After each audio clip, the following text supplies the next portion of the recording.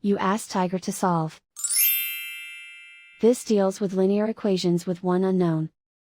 The final result is x equals -10. Let's solve it step by step. Simplify the expression. Expand the parentheses. Simplify the arithmetic.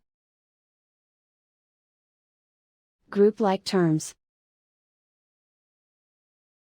Simplify the arithmetic. Group all constants on the right side of the equation. Subtract 32 from both sides.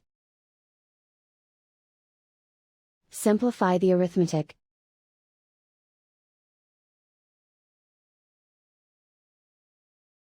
Isolate the x. Divide both sides by 3. Simplify the fraction.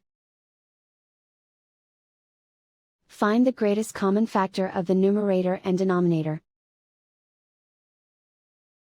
Factor out and cancel the greatest common factor. And so the final result is x equals -10.